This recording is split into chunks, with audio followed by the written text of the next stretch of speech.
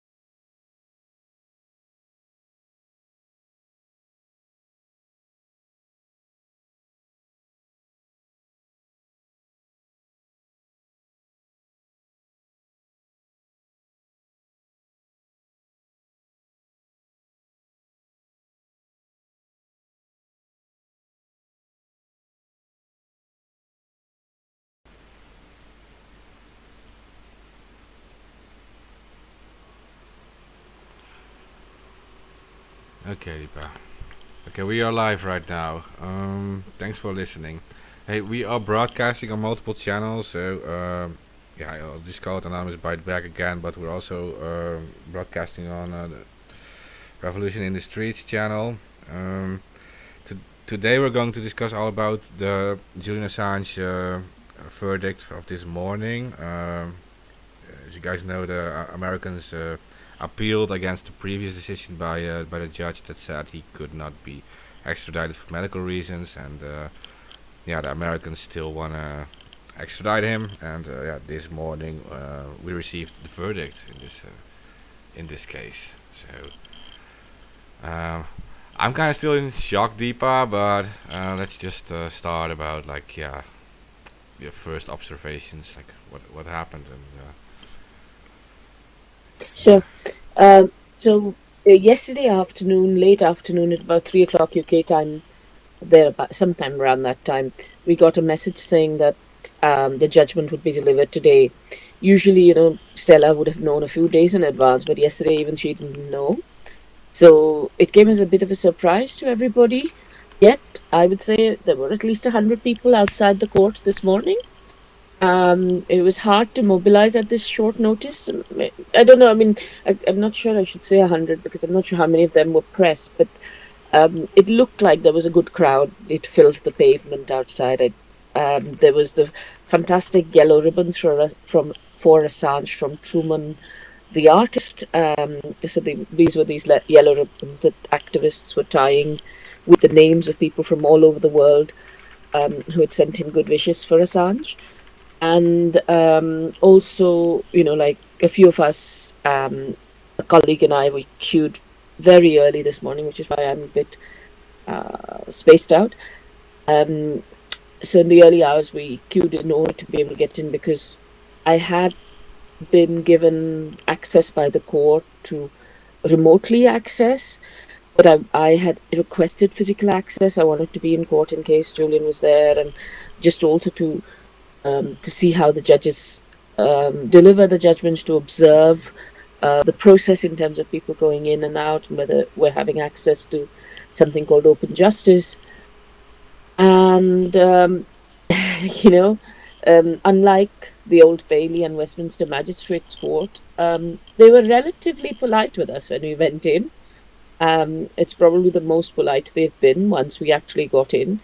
Craig Murray, who has been in prison and recently come out of Stockton prison, where he himself was a political prisoner, had heard the news last night when we had contacted him.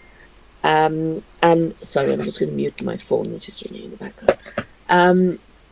And he travelled up on the sleeper train His train was stopped for a couple of hours due to an electric fault. So he thought he might not make it, but he just made it. And somebody had queued from 5 a.m. for him in order for him to get a place. So there's some very good people out there who are very genuine supporters and who recognize the importance of people like Craig being able to witness what's going on. Because if you look at the journalists who were there, of course, Reuters was there, and so were a couple of the big press association type people. But in terms of the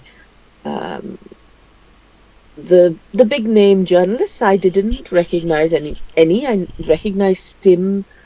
I'm just trying to remember his last name. Who's the Tim Dawson from the NUJ, the National Union of Journalists in the UK, who has spoken about Assange and spoken for Assange a few times, or rather many times. And I was so tired I didn't register some of the other journalists in the room, but I couldn't see the kind of big name figures who were there at the trial. So I suspect that many people, because many journalists who got to know at the last moment, only joined online. So people like Kevin Gotzola, Mary Kostakidis in Australia, Juan Passarelli, who's been on your show a number of times, Richard Medhurst, and Mohammed El Mazi, who's been there right from the start in terms of covering the case well. And these people were dialing in, and I suspect a number of other legal and political observers who recognized the importance of the case were also dialing in. Sorry, that's too much. I'm rambling, Mark, so please cut me off if I'm giving too much detail. But what I was trying to say was that there was some press in the room. When we came in, we were told that after a little while that the lawyers wouldn't be there, so we were a bit surprised. Julian's lawyers did turn up. So, but then the judge, of the two judges, there were two judges at the previous stage of the hearing. So for those of you who've never heard the Assange hearings before, at the last, when the US made its appeal against the first decision of the lower court judge not to extradite Assange, there were two judges present in court. Lord Justice Burnett, who's the senior most judge in the UK, and Justice Holroyd. Only Holroyd was present today. The other one didn't turn up. I don't know for what reason, they didn't explain. And so that's the scene setting. Do you want to ask me a question, or shall I just continue to explain what actually happened in the court? Or have I gone on for too long? No, you should start from the beginning, because we have listeners who might not know so much about this yet. Because we're broadcasting onto our channel as well. Oh, I'm so sorry. Okay, so for those of you who've never heard about the Assange case, it is a very important case for press freedom, because Julian Assange, who's the founder of WikiLeaks, which is a channel by which whistleblowers communicate their leaks securely to journalists, has been persecuted by the Americans and their allies for revealing true information about serious war crimes in Iraq, Afghanistan, torture in places like Guantanamo Bay.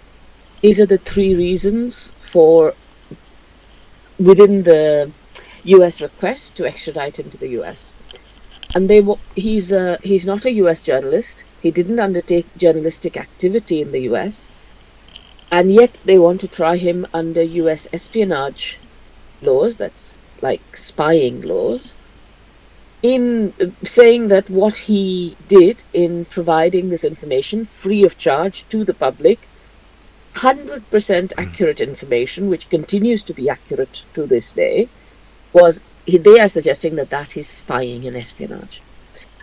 And for those of you who, obviously if you're on an anonymous channel, you're probably somebody who is very good at IT and technology and understands these things, which I don't. But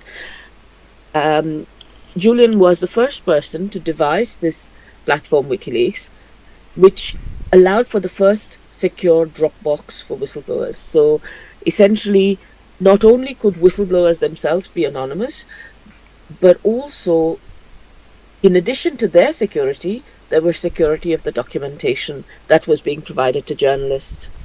And in terms of contact with journalists, Julian was very far-sighted, and there were two levels of journalists that your information went to.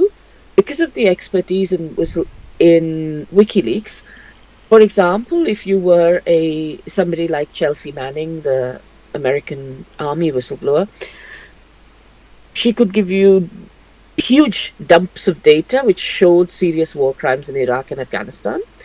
And these, of course, would be of interest to places like the Washington Post, the New York Times, the Guardian, etc., etc. And so WikiLeaks had relationships with these media organizations, the big ones.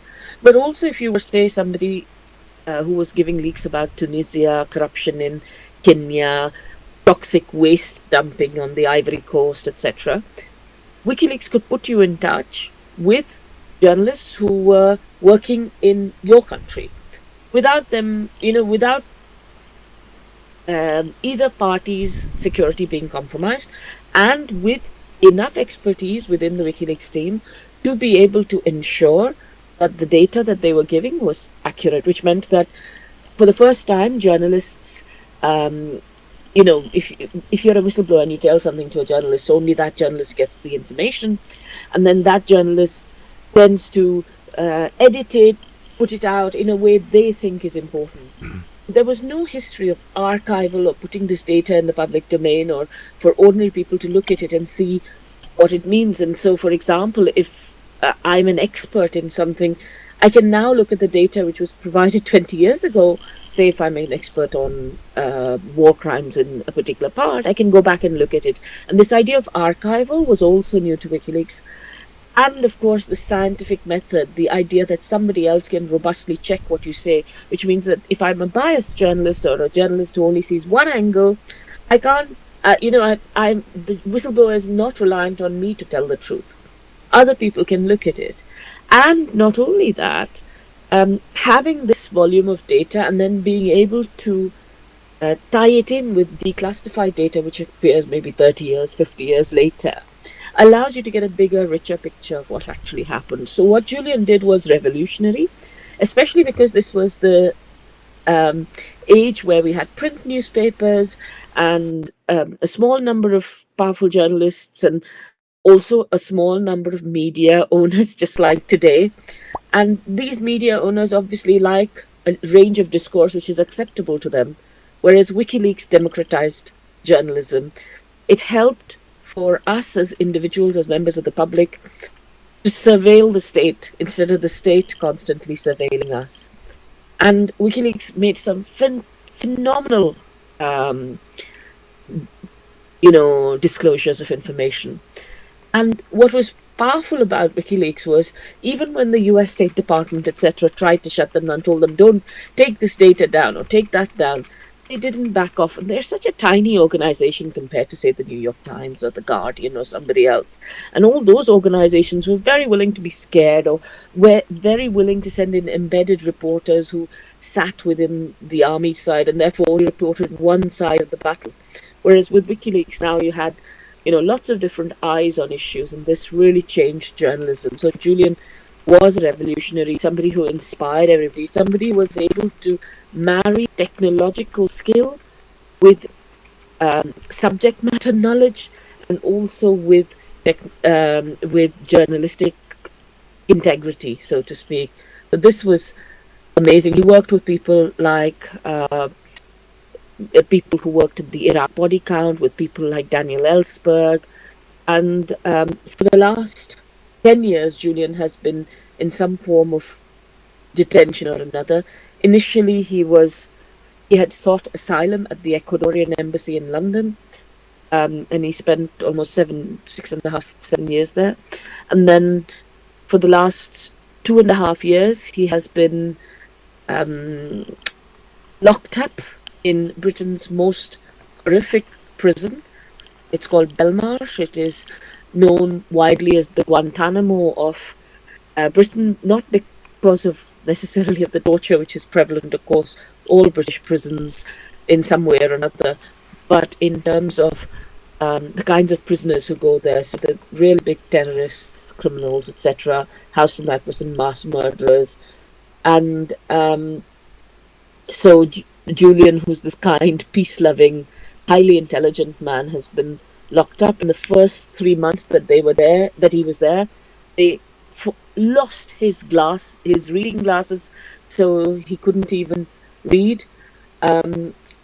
Both in his time at the Ecuadorian embassy and subsequently the UN Working Group on Arbitrary Detention has ruled that Julian is being arbitrarily detained.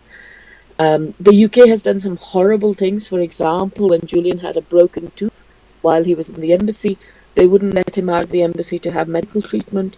Similarly, when he had a serious shoulder injury, while he's been at Belmarsh, they've treated him really appallingly. The UN Special Rapporteur on Torture, Professor Niels Melzer, has found and conveyed to Sweden, Ecuador and Britain the kind of violations that he says constitute torture. For example, being locked in somewhere 22 hours a day, not having access to contact, being smeared, being isolated, and to take a revolutionary journalist on International Human Rights Day to then do a judgment which says that, yes, okay, we remove the barriers to extraditing you to the US, where in the US you will serve 175 years in a supermax prison, where you will be in a 10 by 12 by 8 cell, where you will be locked up alone 22 hours of the day, pre-trial, not even after you have been convicted, but before you're convicted.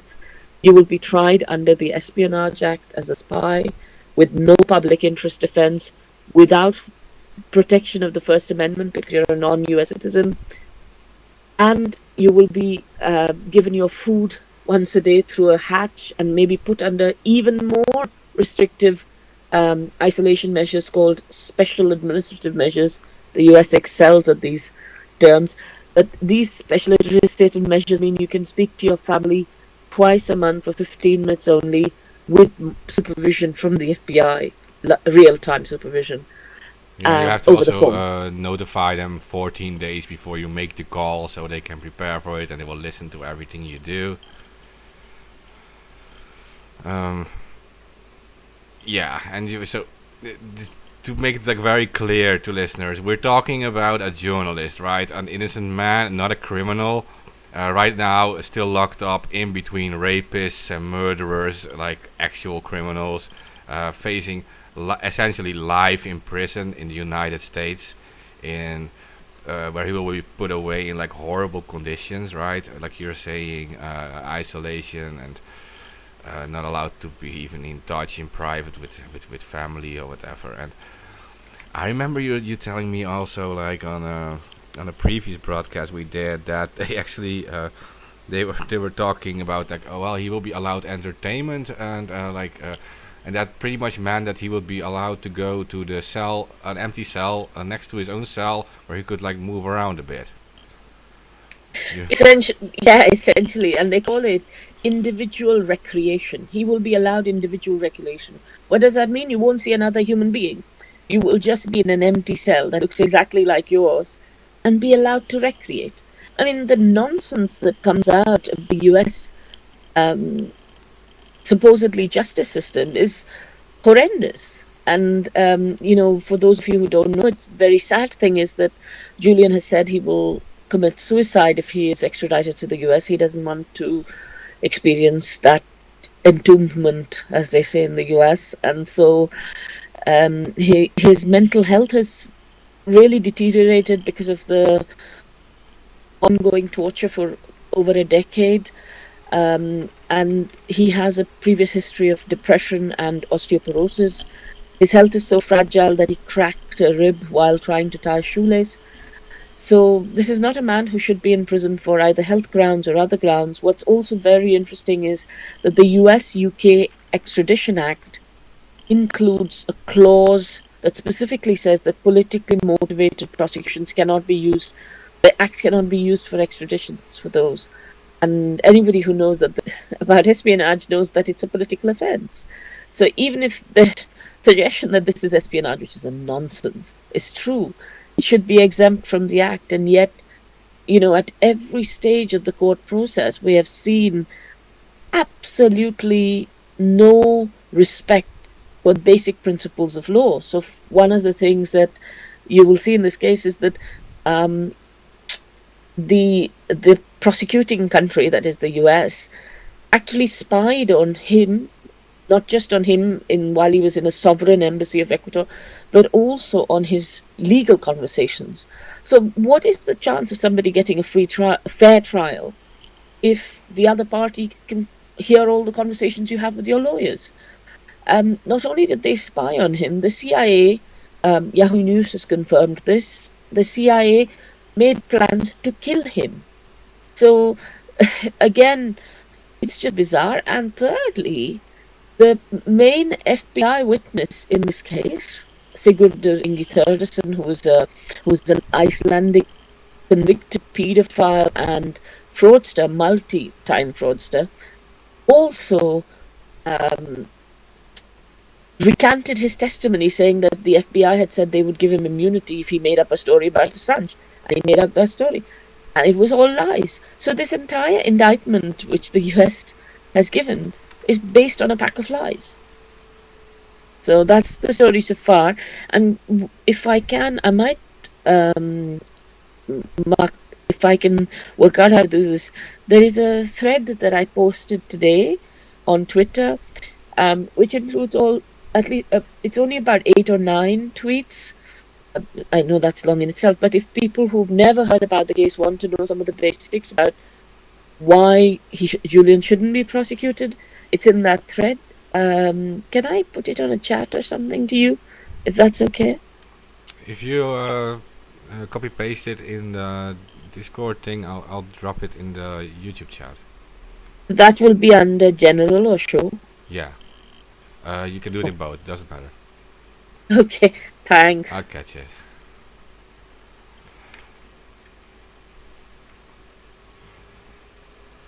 Yeah, so one of the most horrible things is actually also like this is I'm sure this is not a coincidence, right? Today it is Human Rights Day.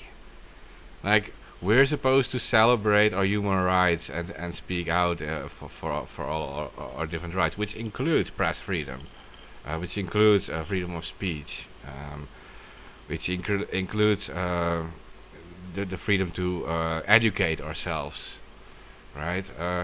We have these rights, and the fact they're doing this today, on this day, and it seems on purpose. This is just to give us a message that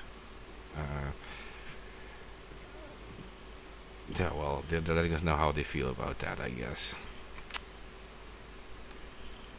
Did you drop it in the thing?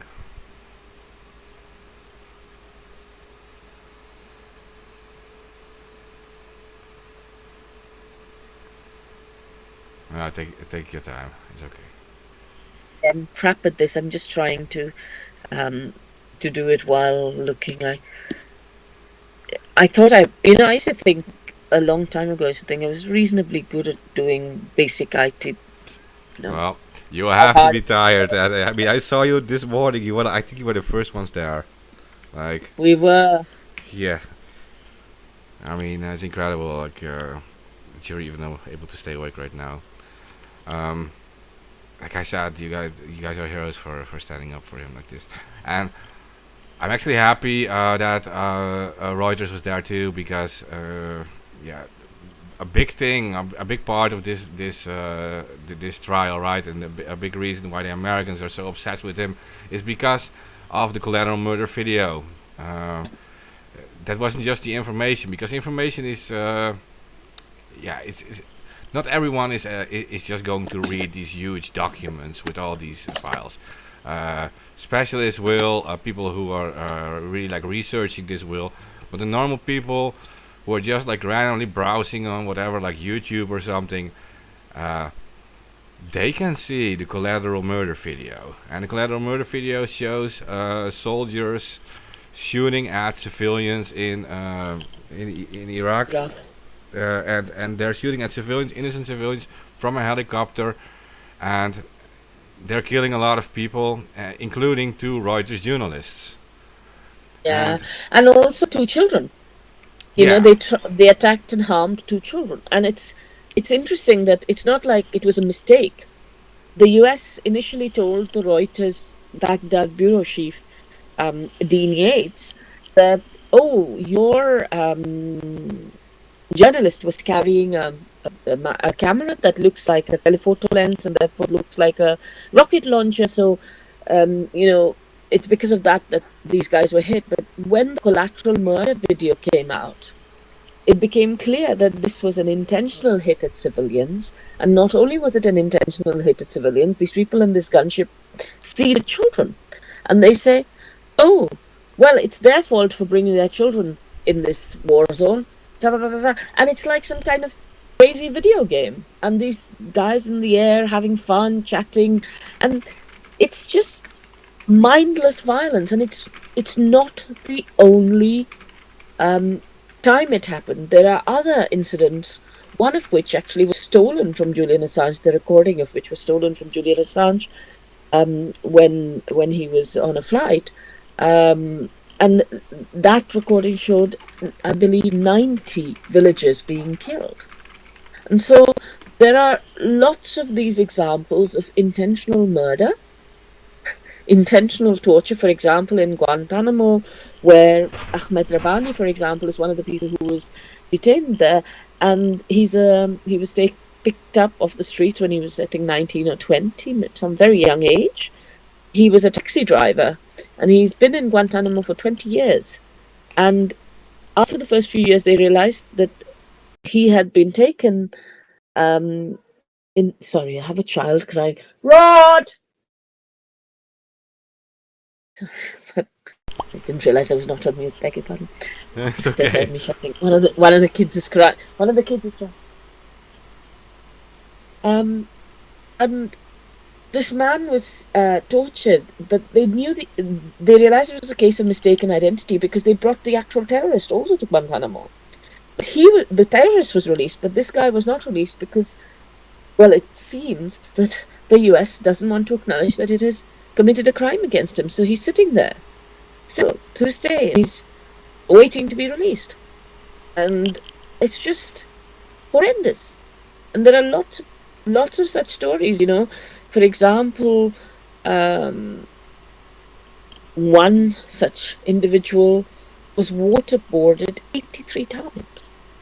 And we would never have known about all of this were it not for what Chelsea Manning did in leaking those files, and were it not for the WikiLeaks releases.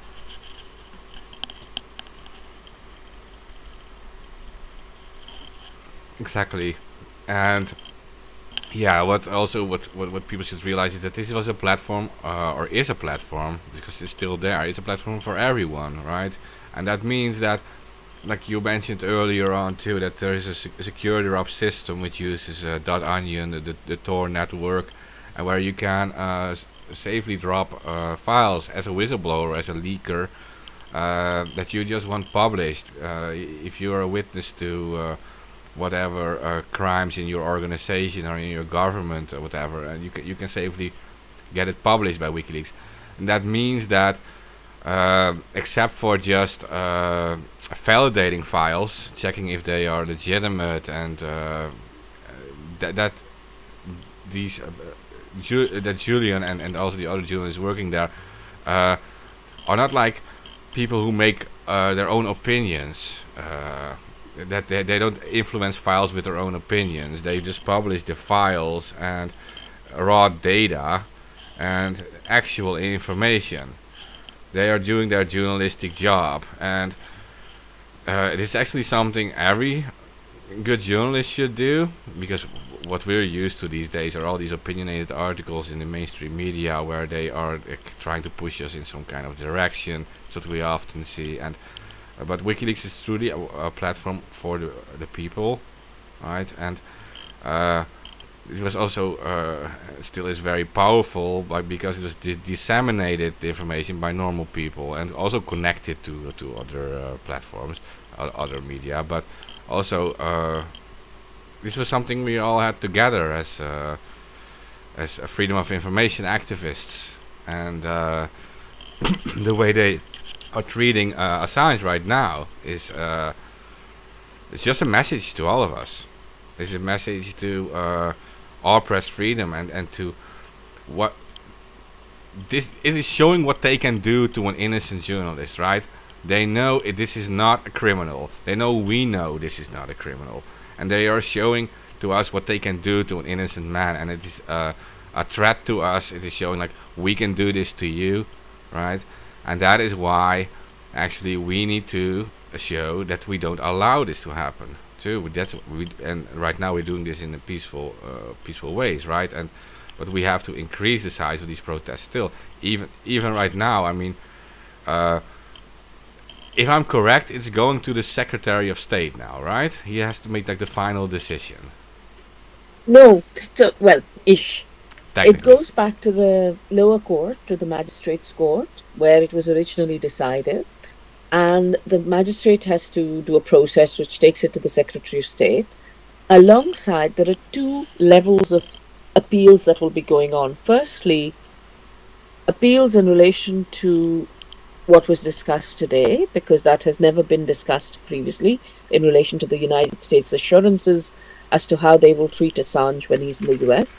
Those were not previously discussed, even in the September hearings, etc. And the sorry, losing my train of thought. And the other thing that will be discussed is something called a cross appeal. So there was a judgment from the lower court, and that lower court judgment decided not to extradite Assange. The US appealed that judgment based on five grounds, and two of those grounds were upheld. But many of the things in that judgment were things that were dangerous to journalism and dangerous to Assange.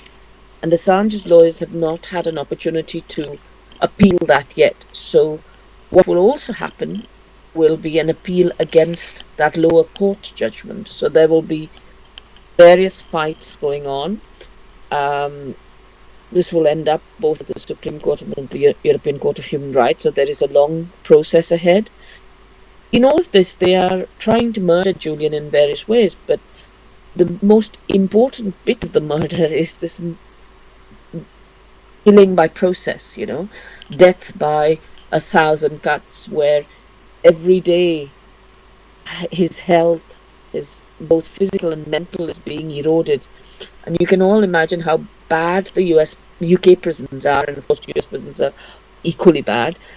But in the UK prisons right now, most prisoners, even if you're a remand prisoner, that is, you haven't been convicted for any crime, are in their cells up to 23 hours a day, because there is a problem with staffing, but also they are using COVID as an excuse for this. And so people are just so alone, and many of you have been at home for days on end during the COVID lockdowns, and after a while how this takes away your spirit, how not meeting other people can really grind you, not being able to have any autonomy, any control over your life, and having to eat the same prison food, live in cells where there might be rats, there might be cockroaches, you will not get heating some days. Last year, for almost 8 weeks, no more than that actually, Julian, in the middle of a cold winter where the temperatures were below zero, had zero heating because there was a breakdown in the heating system, and they hadn't given him his cold weather clothes from the storage. And the reason they gave for not giving his cold weather clothes, and this is all part of the psychological torture, is that he had to fill in a paper form, to get the clothes. But you can't fill in that paper form because of COVID, they were not giving paper forms. So it was just a crazy kind of nonsense that has gone on in the case in terms of trying to beat him down at every point, where for other people, certain things are allowed. For him, in the process, those things are never allowed. And it's a horrendous process, horrendous to watch. He's got two very young children, one of whom has never seen him um, other than in prison, and the other of whom has never seen him other than in incarceration. He's got a woman he's about to marry, um, and it's elderly parents, very elderly parents. So it is horrible. It is absolutely horrible. It is. It is. And so, like you're saying, this is going to be like a super long process because it's going to be moved around now, and uh, effectively, if it ends up at the European Union Human Rights Court, well, I honestly say that European Union cases can take like 2.5 to like 4.5 years. So So this is out. It's not necessarily the European Union. This is under the European Convention, I believe. yeah, that is And a few more countries signed up to that, including the UK, even Russia signed that. But I do know these cases can take a very long time with these courts. Um, and yeah, uh, cases can take a long time, and it's not. It's when your body has suffered 10 years of torture.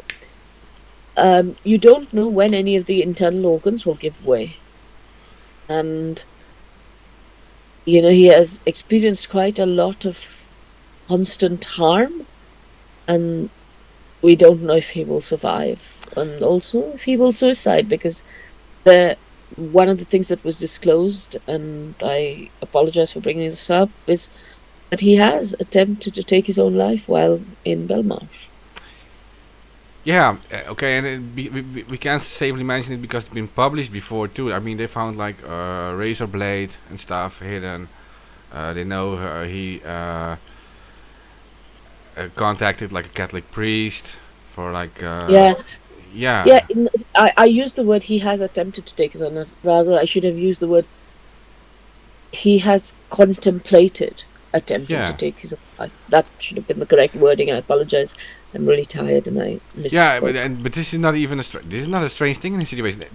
When this all happened, he was I think 38 or 39. He just turned 50 in jail while being locked up. He turned 50, and he was 38, 39 when he first got into trouble over these publications. This is 2010, 2011. So. And he's pretty much locked up ever since. First in the embassy and now in this horrible high security prison in between the worst of the worst criminals. Well, he's not a criminal.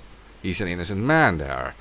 And for this guy to like lose the best years of his life in locked up and doing that for just to deliver us the truth. I mean, for people to allow this to happen in front of us is this is the most horrible thing ever. Like seriously. This is like a Yeah, public crucifixion. it is, and what is sad is that a lot of people in prison, whether in Britain or in other parts of the world, are in prison not because they are bad people, but because they have, from childhood especially, they have experienced serious institutionalization and exposure to drugs and have not received the psychological and physical support that they need and educational support that they need to be able to do the best with their lives, and it is not their fault. And in fact, I mean, they are not the real criminals. The real criminals are Bush and Blair, who are in having wonderful lives, going to Christmas parties, congratulating the Barack Obama, who's sanctioned vast numbers of drone killings, and are living a good life while killing really poor, really vulnerable people in all other parts of the world. And then, pretending to be great. These are the criminals. These are the war criminals. These are the murderers. These are the people we should be going after in terms of holding them to account. And that's not happening. Instead, the people who tell the truth, whether it is Daniel Hale, the drone whistleblower who is locked up in the US, or Julian Assange, these are the people who are getting hurt. And that's wrong. That's seriously wrong. Yeah, and so we have some people in the chat, and I was just discussing a bit, like while you were talking, about the fact that um, th- there are so many people who are doubting what we are hearing right now about the whole lockdowns and the human rights issues. There is everything justified? Are we getting the true information? What are all these governments doing? Are they planning like more? Are they using like a virus to create more authoritarianism, etc.? Well, whatever is true, the fact is that he is being used to scare all other journalists into submission, right? Uh, and in the chat also people are saying like, yeah, we need to be courageous. He's being pilloried as an example to scare other journalists. Um, and they're also saying like, if he did suicide, I would not necessarily believe it. So this is the thing, and I'm not sure. How would you say that we could even stand a chance into stopping this? We need to, obviously we need to stop him from being extradited, right, to the USA.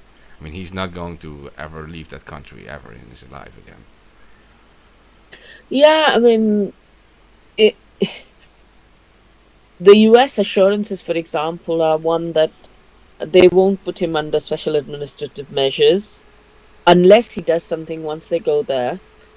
And this idea of he does something, we assume that it is actually doing some new act.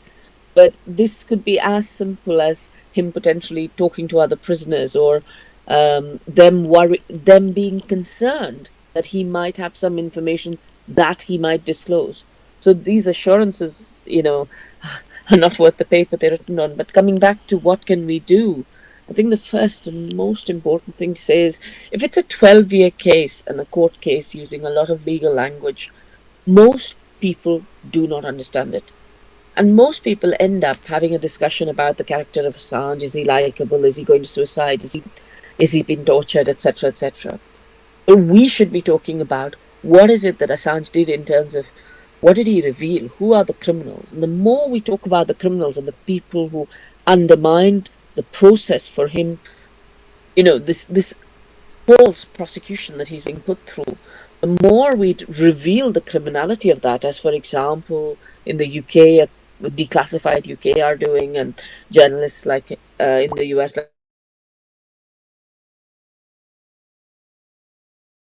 like number of journalists, Max Blumenthal and his people at the Grey Zone, and these journalists are revealing the realities. There's a fantastic Icelandic journalist called Bjartmar Alexandersson who's revealed the true story of the FBI witness and his lies. And this information, the more such information comes into the public domain, firstly, we will have information for people to understand that this is a stitch up, because a lot of people were distracted by all kinds of questions about, does he wipe feces on the wall? Does he hurt his cat? All these lies that they plant, the intelligence plants on the media. But also, very importantly, people then start to not realize how important the case is to their causes. So it's very important to link it back to, if your parents were being treated badly in a care home, if your child was being treated badly in a hospital, if your local school was being closed, if there is corruption in your community, if there is toxic waste dumping near you, if there is a nuclear plant coming up, if there is a disease coming up. Why is it that places like WikiLeaks are important? Because the people who really understand what's going on behind the scenes can tell us. And to encourage people to recognize that, that's another important thing you can do. And we need to have lots of local communities putting pressure, firstly on their local journalists unions and press freedom groups and human rights groups, many of whom, they're willing to take our money, but they don't actually want to do the real work of standing up to power. And so we need to keep them to account, but also need to get more people visibly supporting Julian, because governments are fickle. They come up for elections. They don't want to be the bad guys. If we can push them to do the right thing, then that's a big step forward. And you don't need to be a great expert in the law to do this. But even if you talk to your family, your friends, um, understand various parts of the case, maybe make a placard, maybe arrange a local gathering, maybe arrange a screening of a film about Assange. There are 2 or 3 very good short documentaries that are available. Share it in your language, invite the filmmaker to come and speak. We've just arranged a huge, not we, but Victor Dedaj and other colleagues have arranged a fantastic series that took place in Paris, and it's now spreading all over France. If you're in America, do the same. Some colleagues have, from the grassroots support campaign, I'm not part of it, but they have organized billboards in their local town showing what's going on. These kinds of things focus public attention on this injustice. And people have to realize that it's about democracy and about our rights to hold our governments to account for the crimes that they commit in our name. And so it's very important that you guys are the ones, you guys and girls are the ones who have the intellectual power to create online tools, to share information, to get the message out there, to beat the algorithms. And it would be really useful to have your solidarity, as you have done over the years. And many of you have put yourselves at risk to do the right thing, and it's really important that you continue to stand up for what's right in a way that is safe for you, and of course legal. I will not ever suggest that you should do anything beyond the law, but if we have to make sure that the people who are defining the law aren't the criminals, and that's 99% of the time that is what is happening, so we need to reveal their criminality. So I guess that's a very long-winded answer to your question, Mark. This is what happens when I'm tired, sorry. No, it's fine, it's fine. I'm glad you're explaining it so well for everyone.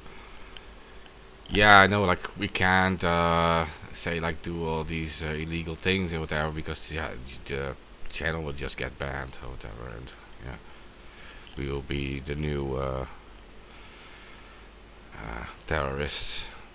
But, yeah, no, I can honestly say I'm not going to stop anyone either. It's like, yeah.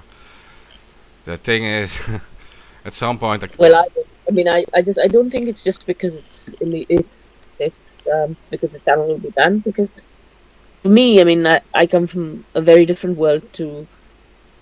Yeah, no, I'm only going to speak for myself. I'm not going to. Like, you make it very clear that you're not advising to do anything illegal. Like, but I can only say, like, we are dealing with actual war criminals, right? Like, we're talking about the journalists who exposed actual war crimes. Like, back then it was Blair, it was Bush.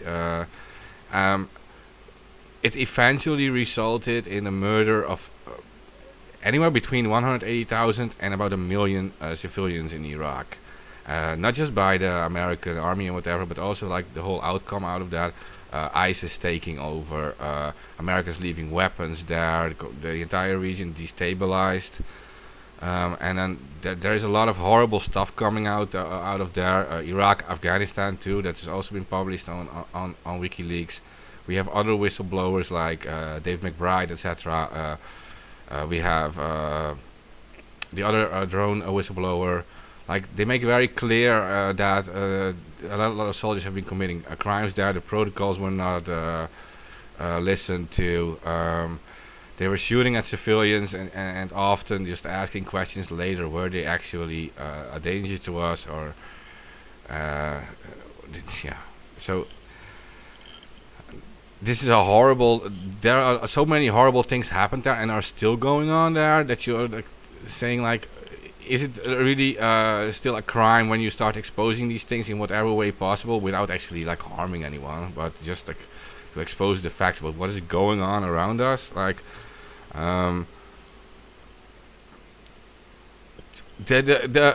like, it's not equally judged upon. Like, when you do something like you expose files in an illegal way, you hack into, like, whatever You work in the military and you hack into like your local computer in the military because you get so enraged by what you see happening around you, then you publish these files to whatever platform.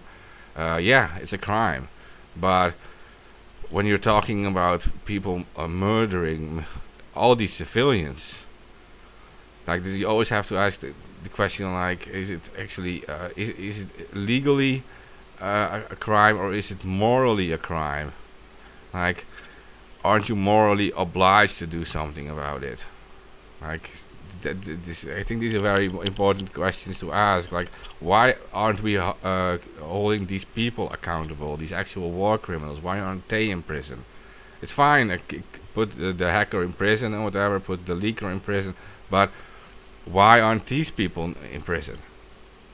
They should be facing life in prison. Not this journalist who exposed this, and he didn't hack anything himself either. He just received files and published on WikiLeaks. He didn't do anything criminal. And whatever way these files are delivered to them, they are not checking on that. They are just providing a secure drop. Anyone can provide files there. They're not asking you questions. How did you get these files? They're checking if these files are legitimate or not, and publishing the truth. And that's what a journalist should do. Yeah. Mar, I'm really sorry to interrupt, but I'm going to have to go now. Um, but I'm happy to take any final questions if you have one or two, and then I'm going to shut down. Let me see. I did have a personal question about it, but I think it is it might be really far-fetched to actually suggest that. Let me see. People say stop playing their game, etc. Okay, so I had a question because, okay, this is relevant for my own country, right? We have a royal family in my own country. When people get married, right, they can actually, sometimes when someone gets arrested and put away for like a year or something in prison, they get married while the guy is in prison or something, and they send a letter to the Queen asking for a pardon. Has it ever been attempted? This is my personal question. Yeah. Funnily enough, this is what one of the things in the US-UK extradition treaty is that political extradition is not allowed. Anyway, a few years ago, some people got together and wrote to the Queen saying, "Could you intervene to do the right thing in this case?" And she replied saying she's been advised by Her Majesty's government that this is a political matter with the US, and therefore the Queen should not interfere. So on the one hand, they advised her and she talks to them and whatever, and she gets, well, presumably not them directly advising, but her advisors tell her, no, the Queen shouldn't intervene in these things, this is a political matter. And yet on the other hand, of course, the Queen and Prince Andrew and the other people are all always hand in glove, meeting all these murderous dictators and helping to grease the wheels for selling them lots of weapons and whatever else. And that's not political, of course. But Assange's case is political. And and so she won't intervene. She's declined to intervene. You know why I'm asking it, right? Because you just mentioned Prince Andrew. So I think like there is a lot of pressure going on with this whole Maxwell case right now. And Prince Jeffrey Epstein spent some time at the Queen's Balmoral cottage. Sorry, I've got a child crying again. Just hang on a second, I'll be back. Take your time, yeah. Yeah, so for listeners, I was mentioning it because, Prince Andrew and also the British royal family are mentioned in the whole Epstein trial, and it would actually be a very smart PR move from that side if they would, try to clean their sheet a bit by actually pardoning a legitimate, innocent journalist who isn't a criminal. Yeah, so it was pretty. I was explaining it like it would actually be a smart PR move, just saying, from the royal family. Yeah, because he's an innocent journalist. They only help out criminals. They don't help out journalists. Yeah, this is weird, right? They do help out the criminals. They don't help out the journalists. Yeah, that's pretty much it. Yeah. So for now we have this. And Is there? Go ahead. Go ahead. no, you had a question which you mentioned that you were going to ask earlier before the show, and I can't remember what it was. And I said I'll answer it. I'll be happy to answer it. I'm trying to remember. It was just before the show started. You said you had a question, and then we were going to start, so we said we'll talk about it here. It hasn't rung any bells anyway.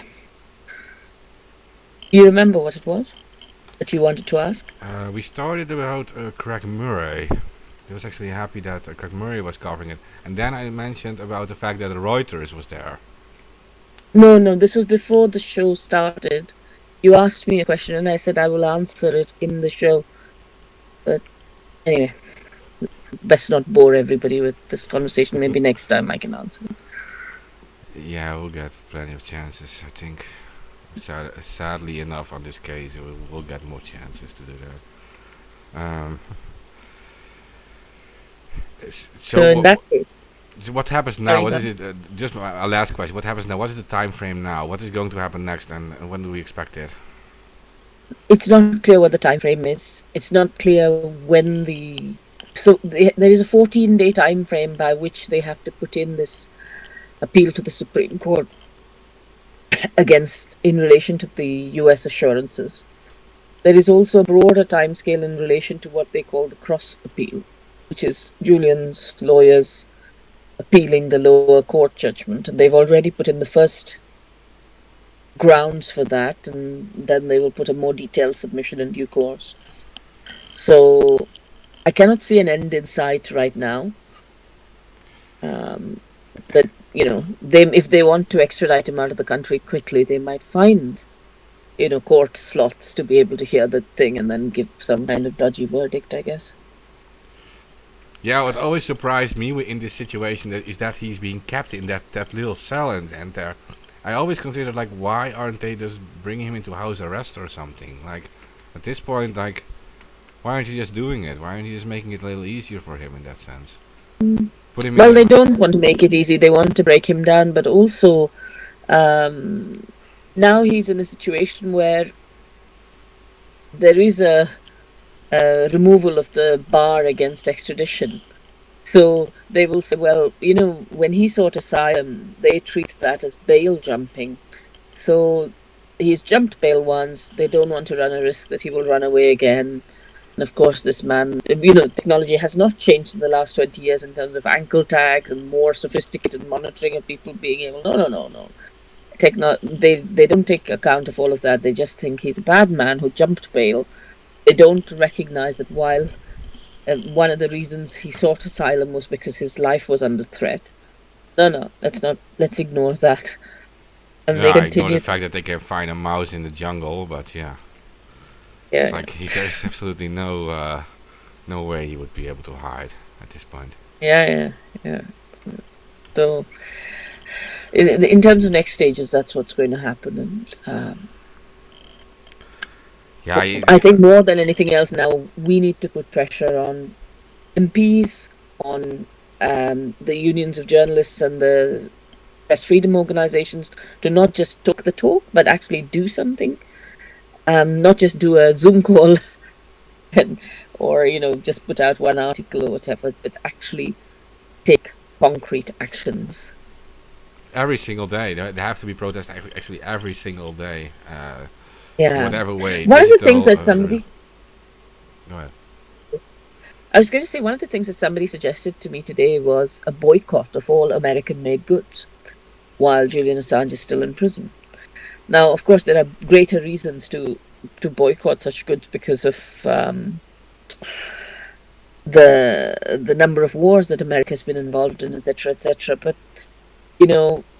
people, there are always pros and cons of this when you talk about whatever apartheid state you're going to talk about where we've done boycotts, is that we've thought, okay, well, we will boycott X state because they are engaging in apartheid behavior, but then ordinary people there are hit by these boycotts, etc., etc.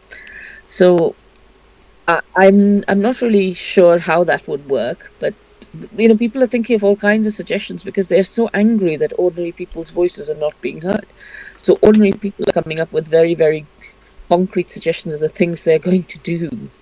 Well, you could make a boycott broader. Like you could say, like, we will boycott American products until these American war criminals are put into court. And in that court, obviously, the evidence provided by WikiLeaks can be used against them. Yeah, that's for me, that's a long step away.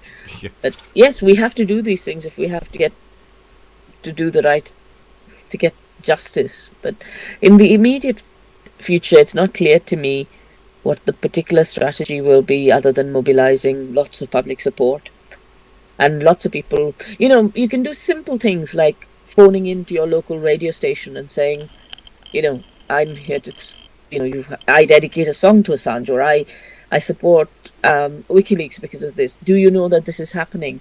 And lots of people call in on lots of different things. You can do that. You can call into your television station where you have you can wear a badge so that people ask you about the case and you can talk to them about it.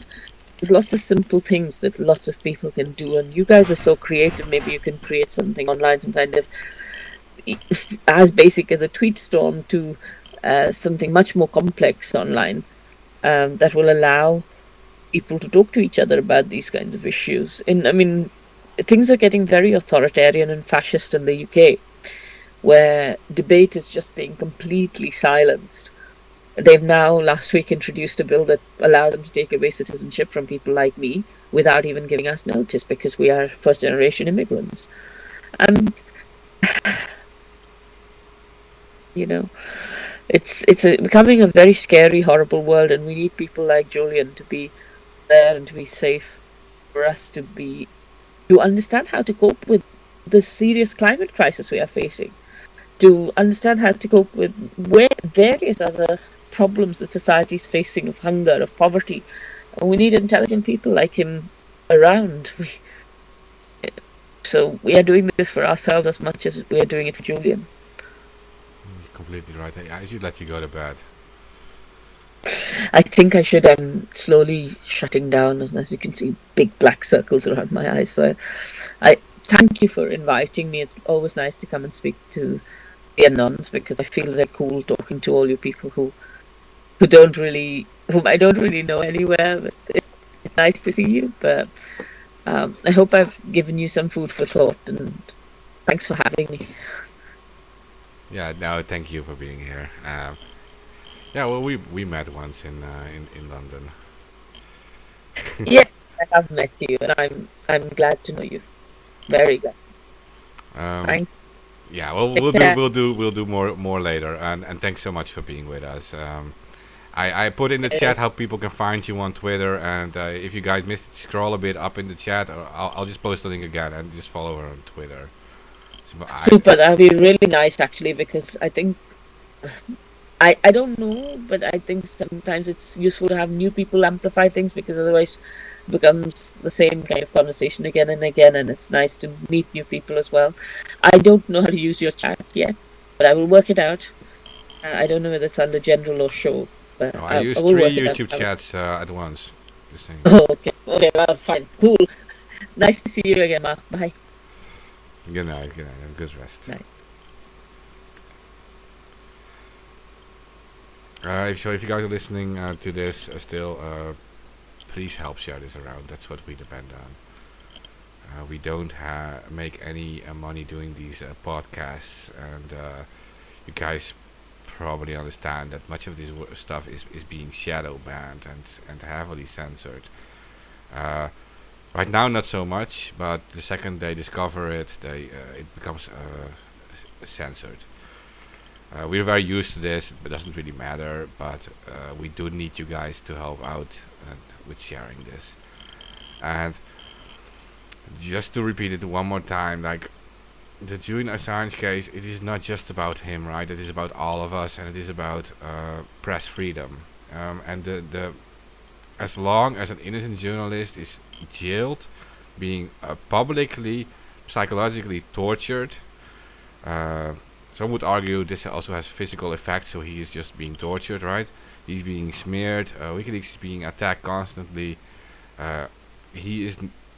If we don't stop this, he's not going to see the light of day again, ever.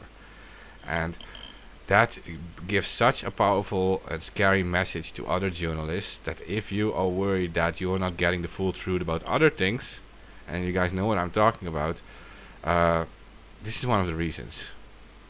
Other journalists are scared into submission, and they are not going to report the truth as long as they know that because he is innocent, they can do this to him. They can do the exact same to them. And that's why these people in power are dragging this out forever and ever, for as long as they need to do it to accomplish their goals. And we need to make sure that all eyes are put on this constantly, and that is why on this channel, but also on the other channels, we cover the Julian Assange trial a lot. And it's not because of we are like obsessed or fans of this one person. It's because this is the crucial canary in the coal mine, right? This is what they're doing.